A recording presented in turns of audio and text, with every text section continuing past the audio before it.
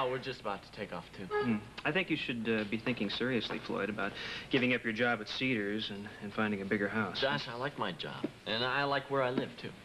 Yeah, well, you got to think about Lesley Ann, though, and what makes her happy. Well, I haven't heard any objections from Lesley Ann about my image. Really?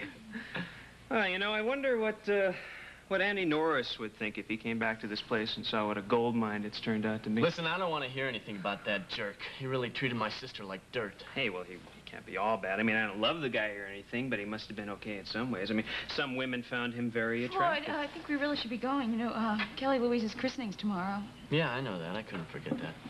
Listen, I have to go to my dressing room and get a few things. I'll be right back. All right.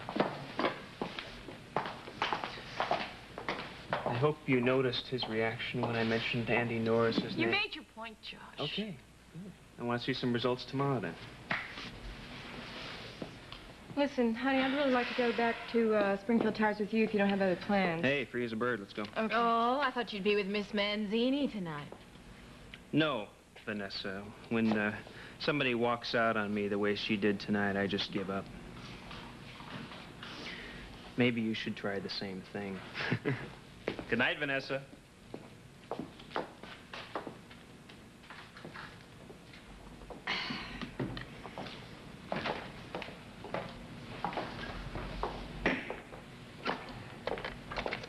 Hi, Vanessa. Hello, Derek.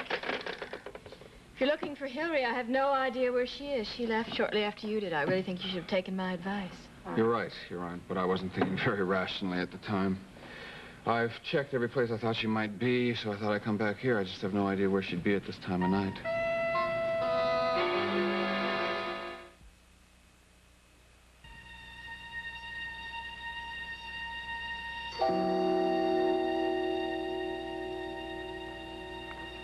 Have you told Kelly yet about being mugged on your last trip to New York? Keep quiet. Quit fighting your something great.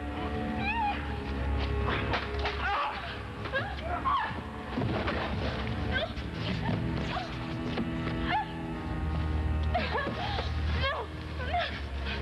Please don't break me, please!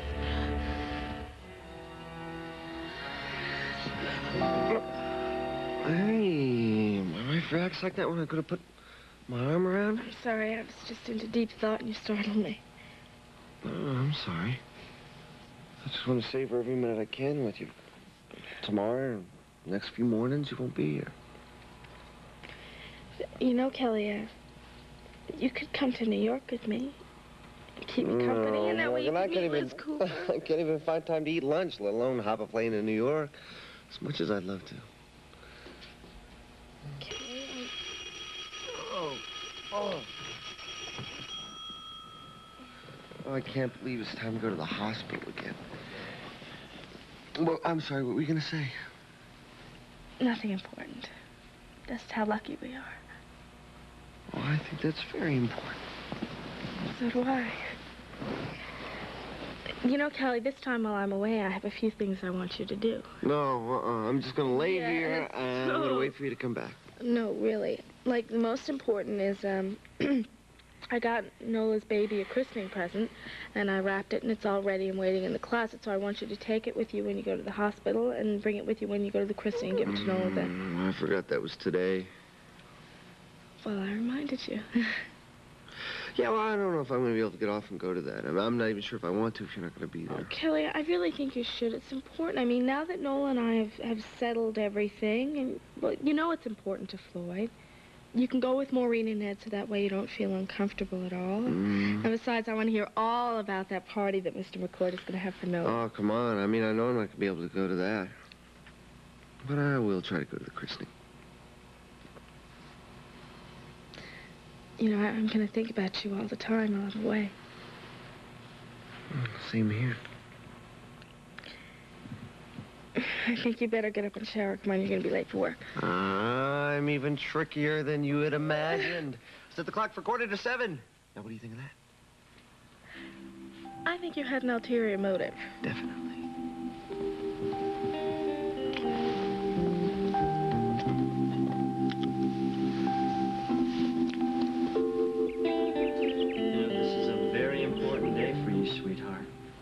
for all of us who love you very much. You know that? Yeah, you ready? Getting ready. Oh, hi, you're up and dressed already, huh? Yeah, I got a lot of things to do today before the christening. Yeah, so do I. You know, I'm so grateful that you told Mr. McCord the whole truth. Yeah, me too. I'm real relieved about that, you know. I feel better if that Silas Crocker guy was in prison and Mr. McCord was out of danger. Yeah, well, I think Mr. McCord can take care of himself. Yeah. But, I was wondering, do you think it's a good idea to have the party out there with, you know, all that danger? Well, it's gonna be daylight, lots of people. I don't think Helena would try anything. Well, I just wouldn't want anything to happen that would make this day any less than perfect. Yeah. Oh, I have a gift for you and Kelly Louise, but I'm gonna give it to you later. Oh, Floyd, come on, you didn't have to do that. Oh, well, I know that, but what's the sense in having all this money if you can't spend it on people that you really care about, right? Well, I just think you should save it and put it in the bank, you know, so you and Lesley Ann can have a good start. Your married life and all. Well, you know, I haven't even proposed to her yet. But I just want to let you know that if I do marry Lesley Ann, that I'll never forget what you and I, what we shared together. Yeah. I think you ought to forget it, Floyd. Oh, no, I couldn't forget it. How could I forget that? That would be like trying to forget something that, well, a part of my life that I'm very proud of. I'm gonna go take a walk. Where are you going? I'm gonna go over to Tony's. He might forget that he's a godfather today, you know. I just saw Tony leave Wire for Sound early last night. Well, Josh told me that he left with Hillary. Oh. Oh, will you make sure that she gets her breakfast? Mama's cooking it in a couple minutes. Yeah, sure. You know, sweetheart, what I just told your mother was true. And we loved each other very much once. Yeah. And you're the proof of that love. Yeah, you sure are.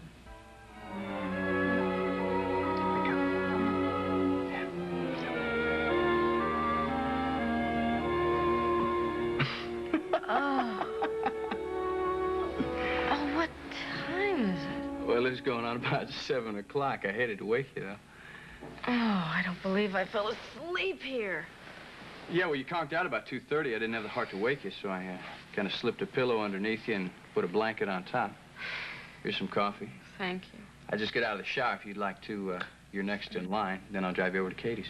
Okay. Okay. This is good. Oh, I guess I better hit the showers, huh? All righty.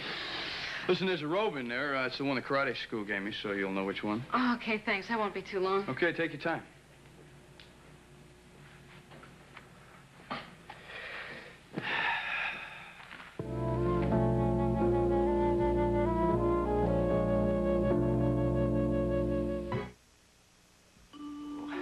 I'm surprised to see you out here so early, Morgan. I'm sorry, I didn't mean to come out here at the crack of dawn, but I just had to come by and tell you and Mother how happy I am before I leave for New York. I think you managed to convey that very nicely to both of us last night. Well, maybe so, but, you know, it really didn't sink in until Kelly and I got home that night and had time to think about it.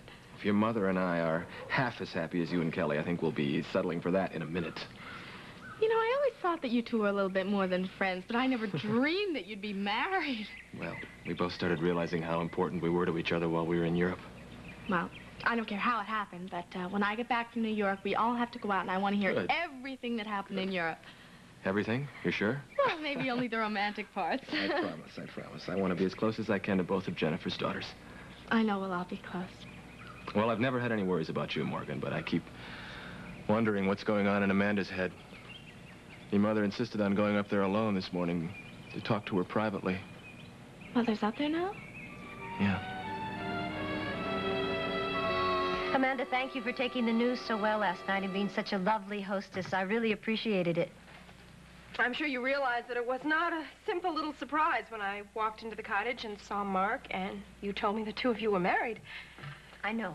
I just want you to be happy for me and forget the hostilities that exist between you and Mark.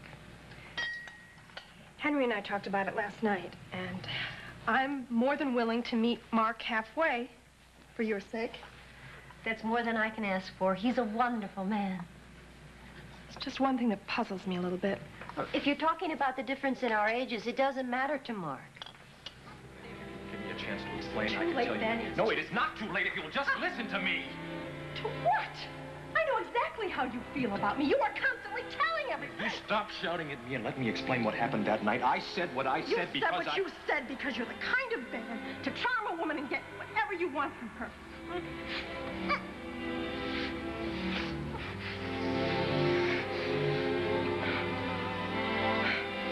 you believe me when I tell you it has nothing whatsoever to do with Jennifer? Amanda, is that what you were referring to? Yes, it was. I think I'd better try Ross again. His line's been busy.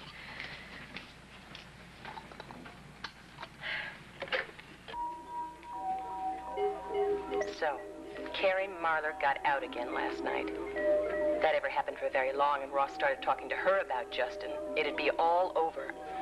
I have to keep control until Ross faces him. Oh, I'd love to be a fly on the wall watching that one. Ross believes every word I've told him, even though it's his own brother. Jackie and Justin have played right into my hands. I heard Ross out here pacing the floor all night. At least it kept him out of my bed. Lord, I can't wait to get out of this place. And I will. All right, thank you. I am sorry, honey, but that was my service, and there was a million messages from a million different clients, and just went on and on. You know, all night long, I kept going over and over what you told me about Justin. I'm so sorry I had to be the one to tell you all that. Yeah, well, I just don't want you hurt anymore. And I know our conversation last night was what made you so disoriented right before Sarah called. I pray to God that's not Justin. Hello. Ross, it's Amanda. Oh, hi. I've been trying to reach you for hours. Your line has been busy. Justin called me late last night and said that he couldn't get you at home, so he was wondering if you were still here. Yeah, no, I haven't been answering the phone lately. Oh, well, he asked me to tell you that he will be flying back home this afternoon and he wants to talk to you right away.